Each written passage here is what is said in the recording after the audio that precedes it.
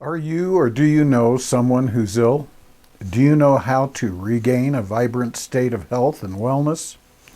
Even if you currently suffer from a chronic debilitating disease that you've been told is incurable, it may be possible to completely heal, but only if you're willing to break free of the popular medical dogma forced down your throat by Big Pharma.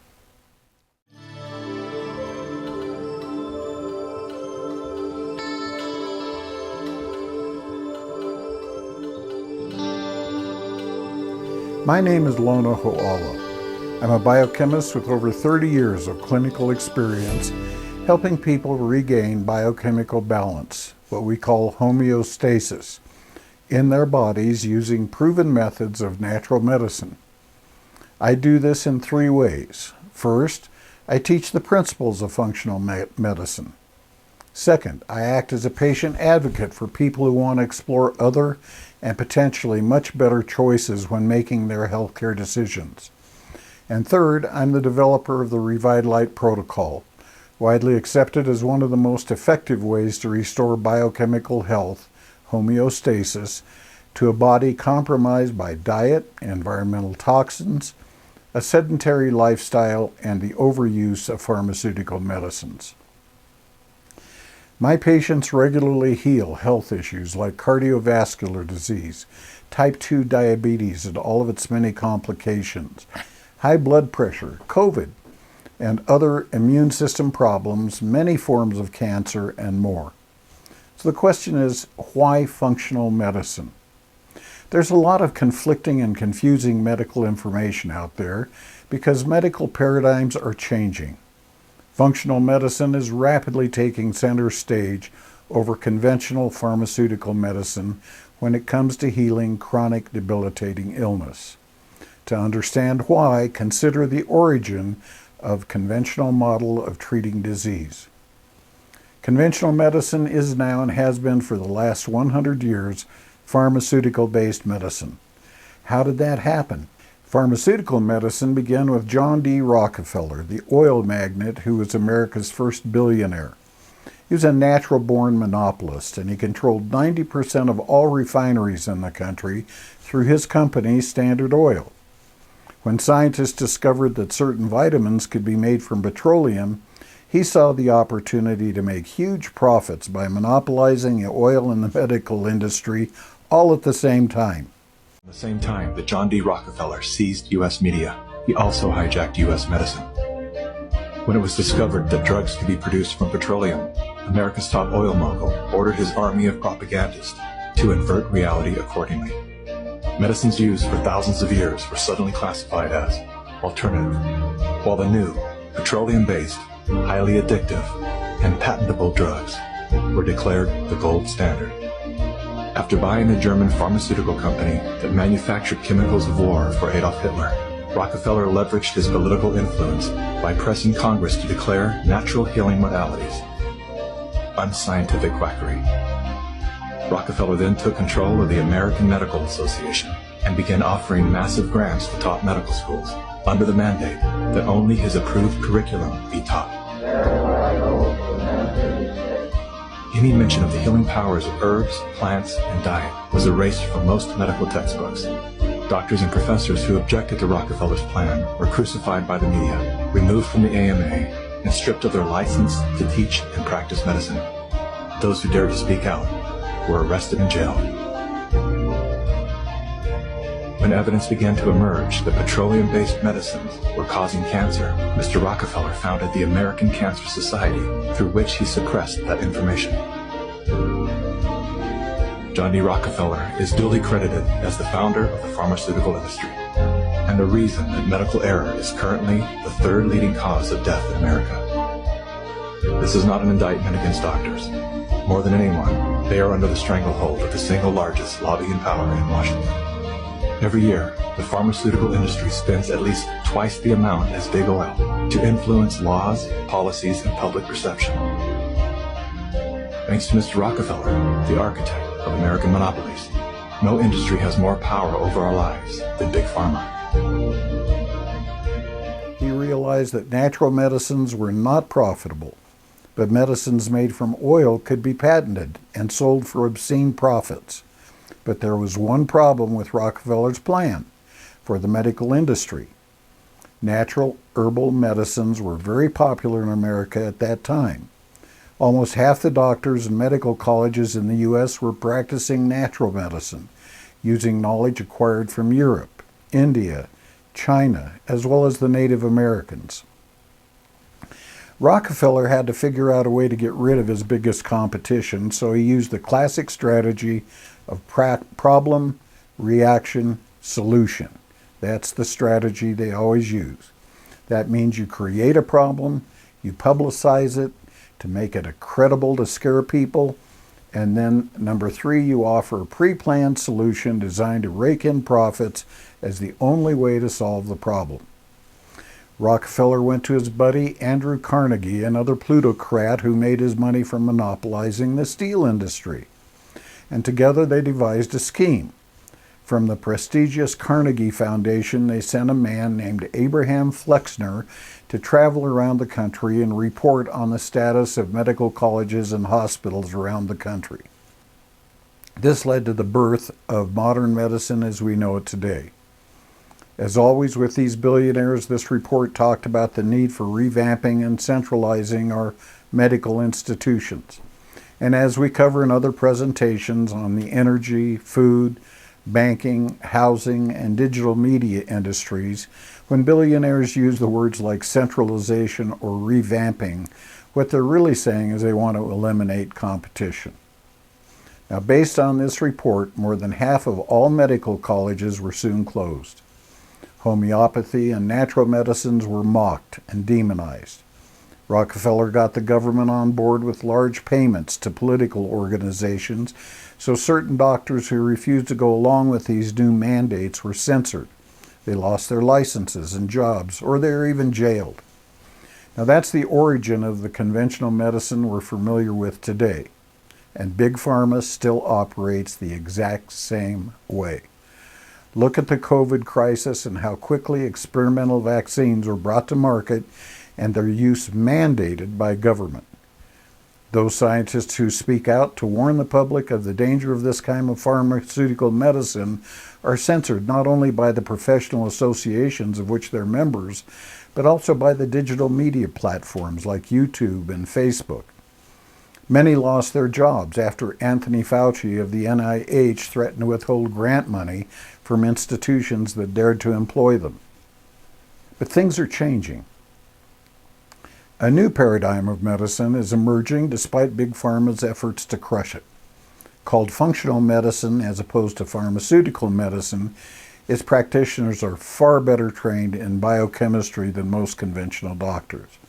I think it's interesting to me as a medical professional to realize that only 65 of 192 medical schools in this country require any training in biochemistry at all.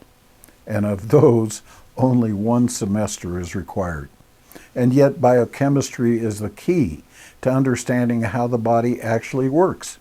It's the basis for understanding the origins of chronic disease, and that's why it's the bedrock of functional medicine. Functional medicine looks at healing as the process of creating that word homeostasis, or biochemical balance, throughout the body. Without biochemical balance, you're not going to be healthy, no matter what medicine you take. Now, functional medicine recognizes that your body operates as an interconnected set of biochemical systems, and what happens to disturb balance in one system affects every other system.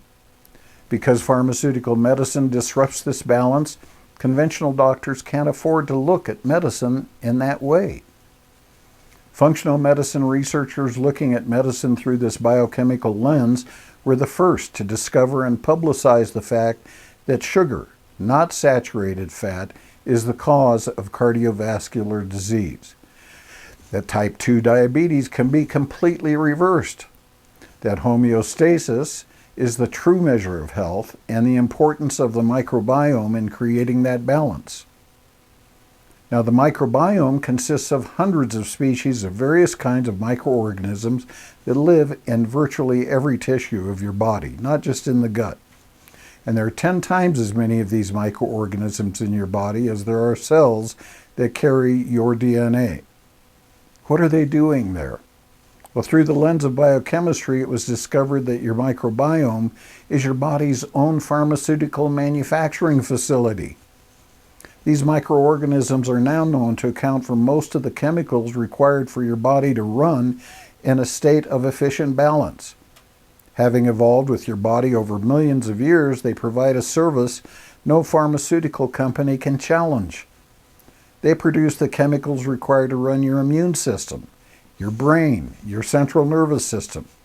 They produce the chemicals that control blood pressure. They feed the endothelial lining of your gut so that it can transfer nutrients into your bloodstream from your gut, while at the same time keeping toxins out. And they do this in a state of complete balance, and they do it for free. That's why the microbiome is Big Pharma's biggest nemesis. While it's hard for Big Pharma to disavow the science that's confirming its existence and importance to human health, it hasn't stopped them from trying to denigrate and destroy the reputation of functional medicine providers and the researchers who work tirelessly to warn the public of the dangers and inadequacies of pharmaceutical-based conventional medicine. The same cabal of billionaires own Big Pharma, Big Agra, and the giants of social media like Google. They will do whatever it takes to protect their monopolies like Rockefeller did before them. Nothing has changed. For an example, look at how Wikipedia describes functional medicine. Quote, this is off of Wikipedia. Functional medicine is a form that encompasses a number of unproven and disproven methods and treatments. Its proponents claim that it focuses on the root causes of diseases based on interactions between the environment and the gastrointestinal, endocrine, and immune systems to develop individualized treatment plans. It has been described as a pseudoscience, and at its essence, it's a rebranding various forms of discredited alternative medicine. This is a shocking display of misinformation. You have to be very unaware of advances in medicine and science to believe anything that article said. According to Wikipedia's co-founder, Jimmy Wales, the publication is now edited by progressive liberals who distribute left-wing propaganda on behalf of these billionaires. The article, and that's his words, not mine. The article above appears to validate that claim. If you check out the links above, you'll see the sources they cite sound credible, but they're not. The American Academy of Family Physicians was founded to give credibility to pharmaceutical-based medicine promoted by Big Pharma through the American Medical Association and other groups that it controls. Science-based medicine is an organization called the New England Skeptical Society, run by doctors who derive their funding from Big Pharma, directly or indirectly. And those sources are more politically based than they are scientifically based. And to this day, they protect the sugar industry by blaming cardiovascular disease on the consumption of red meat. They also try to engage in a lot of pseudoscience to prove their points. For example, they like to use a concept called relative risk to exaggerate the benefits of some drug while using absolute risk to minimize its dangers. Now that's a problem so common and so dangerous that it bears closer examination. Here's an example of how it works. Let's say we do a study on how some medication works on 1,000 people. If 2 people exhibit some condition without taking the medication, and only 1 in that study exhibited that condition with the medication, the claim would be that the medication reduced the risk of the condition by 50%. That's a gross exaggeration intended to deceive the public. On the other hand, let's say 2 people who took the medicine suffered an adverse event versus 1 of those who didn't take the medicine. They would then claim that the medicine only caused a problem in 0.1% of those taking it. That presents a very distorted view of the risk-reward ratio that patients rely upon to make informed decisions about their health care. Nevertheless, to a rapidly increasing number of doctors and researchers, it is apparent that functional medicine is the future of medicine. Now, what's the difference between functional medicine and pharmaceutical medicine? Let's look at a practical example. If you go to a conventional doctor complaining of heartburn, it's likely your doctor will prescribe a pharmaceutical called a proton pump inhibitor, which is just a fancy name for a chemical that will cause your stomach to make less stomach acid. Now, these will work to reduce the symptoms of acid reflux within 24 to 48 hours. You get the prescription, you go home, you take the pill, and sure enough, you don't suffer from heartburn as long as you take the pill. Now, if you go to a functional medicine doctor, he or she will likely recommend an acid supplement to make your stomach more acidic, not less. That may sound crazy to you, but when you take the supplement, sure enough, you don't suffer from heartburn within 24 to 48 hours either. The result is the same. So why is the difference important? And to understand the difference, you've got to look beyond the obvious acid equals heartburn connection to understand how the body is designed biochemically. The stomach has an entrance and an exit. The entrance is called the hiatus, which serves as the transition from the esophagus to the stomach. The stomach is protected from the corrosive effects of digestive acids by a mucus layer. The esophagus is not. So if the contents of the stomach back up into the esophagus, this causes the burning sensation you experience as heartburn or acid reflux. If allowed to continue, damage to the esophageal tissues will certainly result. And the longer it goes on, the more dangerous it becomes. The obvious question is what would cause the contents of the stomach to back up into the esophagus in the first place? And the answer is that it's the exit to the stomach, known as the pyloric valve, is not opening and letting the contents out.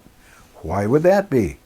Well, the pylorus operates a lot like an automatic door at a grocery store. It opens automatically when it's triggered.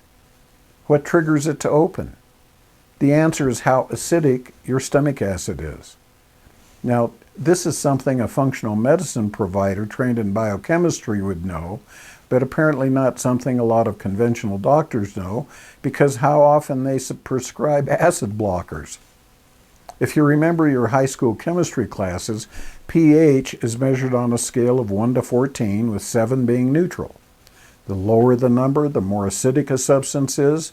The higher the number over 7, the more alkaline it is. That scale is logarithmic in that each number represents a 10-fold difference from the last number. For example, something that has a pH of 5 is 10 times as acidic as something that measures 6, and a pH of 4 is 100 times as acidic as something that measures 6. So when the pH of the contents of the stomach gets down to around 2 to 2.5, that's what causes the pylorus to open and let out its contents into the duodenum, which is a structure at the beginning of the small intestine into which the common bile duct empties digestive juices from the pancreas as well as bile from the gallbladder. Now, what happens when the stomach can't get the pH of the gastric juices low enough to cause the pylorus to open? A pH of 3.5 is still very acidic. It won't open the pylorus, but it's about as acidic as vinegar. If the stomach's contents back up into the esophagus, it'll damage the lining of the esophagus when allowed to contact those tissues for very long, and that's the problem. Eventually, as the contents of the stomach begins to putrefy, the pylorus will eventually open and let the contents out. But that creates another problem. The strongly acidic pH is what triggers the pancreatic enzymes and bile to be secreted into the duodenum. And when the pH is not acidic enough, those juices are not released well. And those juices are required to digest fats and proteins. Without them, fat-soluble vitamins of A, D, E, and K won't be available for your tissues, nor will the fats from your diet be available to build hormones or supply a source of energy to your cells. And over time, the result is fatigue, sleep problems, immune system weakness, and a general sense of malaise that comes when the liver is short of what it needs to detoxify itself. And conventional doctors seem clueless about this, and they probably are because they haven't studied biochemistry. But we're not done yet. Bile is very alkaline. It needs to be to neutralize the acidity of the contents in the duodenum. Now, if there's not enough bile, the acid material will cause irritation to the endothelial lining of your gut from the exit of your stomach all the way down to your anus, and this causes diarrhea as the body wants to move that acidic material through quickly to avoid that damage. That means the absorption of any nutrients, including protein, is greatly diminished. And by the time the material makes it to your colon, bad bacteria have turned it into a putrefied mess that really disrupts your microbiome. Those unfriendly microorganisms proliferate while the friendly bugs die off. So in prescribing proton pump inhibitors, conventional doctors don't seem to either know or care about that either. So taking an acid inhibitor versus an acid supplement both work. Either way, you get the relief from acid reflux symptoms at about the same time. But in the first case, you're going to have a lot of side effects of the treatment that are seriously going to compromise your health over time. And then when you go back to your doctor complaining of those side effects, you're going to be prescribed more pharmaceuticals to deal with those issues. And that's why when I see patients, oftentimes they're on 6, 7, 10 different drugs. Now in the second case, you're actually going to heal the problem and improve your general health tremendously. One other important difference to me about functional medicine is that most of the providers who do it will help you learn the reasoning behind their suggestions. Many write books or have produced classes on platforms like YouTube. This is only one example of the difference between what a functional medicine provider will suggest versus a doctor trained in pharmaceutical medicine. The question is for you, which one would you prefer, honestly? Now, second opinions. The fact is that if you have the consequence of a treatment, you have the responsibility to become informed about that treatment. And if you have the responsibility, because you have to endure the consequences, you have the sole authority to make the decisions about your health care, not your doctor, and most certainly not the government. Functional medicine providers strive diligently to educate their patients so they can make informed decisions regarding their health care. Most pharmaceutical medicine providers don't seem to have much time for that. So getting a second opinion from another conventional doctor is generally the equivalent of not getting a second opinion at all. And that's because conventional doctors are required to practice according to what is known as standards of care, which is developed under the influence of big pharma. You can bet if one doctor recommends a statin for high blood pressure, so will virtually every other conventional doctor you might consult. If you go to a functional medicine doctor or biochemist like me who understands the principles of functional medicine, that person will tell you the latest studies reveal that the benefits of statins have been grossly exaggerated while their dangers are hidden. Many recent peer-reviewed studies reveal that statins are virtually useless at preventing cardiovascular events, but do cause a lot of fatigue, muscle pain, congestive heart failure, and are a clear link to certain forms of cancer. Most important, most functional medicine providers will give you the resources so you can see for yourself that that information is scientifically sound. So, how does a patient advocate work?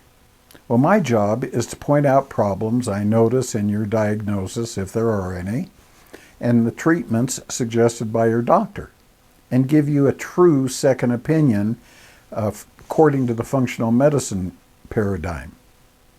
Now, my current rate is $75 for a 30-minute session. Wouldn't you agree that for $75, knowing about the risk of taking some sort of pharmaceutical, for example, statin? But it gets better. I'll also share natural alternatives that work effectively with no damaging side effects. For example, I can introduce you to a simple, all-natural drink that will drop your blood pressure almost immediately, better than any statin, with no damaging side effects. Wouldn't you agree that approach would help you make a more informed decision? My service begins with enrollment in our Eagle's Nest family. That's just the way I operate. Membership is free. That'll give you access to our community where you can keep up to date with our presentations and information. You can share your talents and experiences and participate in discussions with other members. The second thing I'd ask you to do is enroll in our Way of Wisdom Health and Wellness classes for you to make informed decisions about your health care, whether the issue is nutrition or handle some disease once it appears. Education is key. And you're not going to want to book a session with me every time you have a question, you need a resource. You can do a Google search, but you'll get dozens, if not hundreds of hits, many of which are full of misinformation or a complete waste of time. In contrast, our classes offer the basics behind functional medicine ideas presented by experts in their fields, and they provide a list of valuable resources for those ready to pursue their path of healing. Now, these classes help you to understand how your body works system by system. Many of these biochemical ideas are things your doctor probably doesn't know. And the best news is that they're presented in a way that anybody can understand. These classes offer detailed instructions on how to do the 4 phases of the ReVitaLight Protocol. That's one of the best ways to rebalance your body's biochemistry. They provide a list of basic supplements that are useful in any healing protocol, steps for each phase, and recipes. The next step is if you need more help, you book a consultation. As I said, my standard appointment is 30 minutes, and I charge non-members $150 or members $75. That's a good reason to sign up for the free membership. Step 4. If you need to heal a chronic debilitating illness, start the ReVitaLight Protocol. Begin by ordering your personal body chemistry evaluation and personalized protocol design. Our body chemistry balance evaluation is a comprehensive report in which blood tests and extensive patient questionnaires will reveal where your body is suffering from a lack of homeostasis. Our personalized protocol design consists of an evaluation of your list of current medications, recommendations as to if, when, and how you can quit them, as well as a list of nutraceutical supplements that will be required to help you achieve homeostasis. So that's the solution. Every protocol is different because each person can have not only genetic differences, but each person's at a different stage of degeneration due to differences in diet and lifestyle, age, gender, and race. Now that protocol is known as the ReVitaLight Protocol. And then you need to order your supplements. And we strongly suggest that you use the supplements from the brands we recommend in your protocol. In fact, if you want us to supervise your protocol, we require it, because the quality of the supplements varies widely. Trying to diagnose problems when we don't know what you're ingesting can be difficult, if not impossible. All the brands we use are nutraceutical quality, and that is a term that gets thrown around a lot, but here's what it really means. Each ingredient has to be tested by an independent U.S. lab, not by the manufacturer of the ingredient in China or India or somewhere. Now, once that product is made, each batch is then also tested by another independent lab to verify what is on the label is what's in each dose. Now, most supplement brands don't do that, so they may be cheaper, but in the long run, they may be a complete waste of money. So, in summary, whether emotionally, spiritually, or physically, your health is the most important responsibility you have. And to be responsible, you must be aware of all your choices, not just the ones that come from some group that has the money to control what you're told, either through government mandate or through controlling public perception with grants made to self-serving professional associations bolstered with millions of dollars in advertising. And those who are willing to put in the effort can find the information that can save your health and even your life. The answers are out there, and whether your need is to heal cardiovascular disease, obesity, high blood pressure, diabetes, kidney disease, long COVID, or any other immune system problems, or even cancers, the ReVitaLight Protocol is the way to go. Now, if you simply go with the flow, eat according to the standard American diet as put out by Harvard in their recommended food pyramid, and you take the pharmaceuticals recommended by your doctor without understanding the true risk-reward ratio, don't be surprised if the health of your body and your pocketbook decline precipitously over time. When a patient comes to me with a diagnosis from their doctor, my goal is to help the patient understand alternatives to pharmaceutical medicines that are proven to work. And I'm not interested in arguing with your doctor. I'm happy to discuss our report with your doctor and answer any of his or her questions. But the truth is that most doctors I meet are great people, and they're truly interested in helping their patients find answers to their health issues. The problem is that they're forced to work within a system that will not permit them to do what they would prefer to do for their patients. And that's why most well-motivated doctors deeply appreciate this functional medicine approach. However, if your doctor is the type who needs to be right and gets offended by any challenge to their ideas, you may want to consider finding another doctor. So I hope this helps. Please, please, please consider the perspectives of functional medicine if you want to get and stay healthy. Aloha.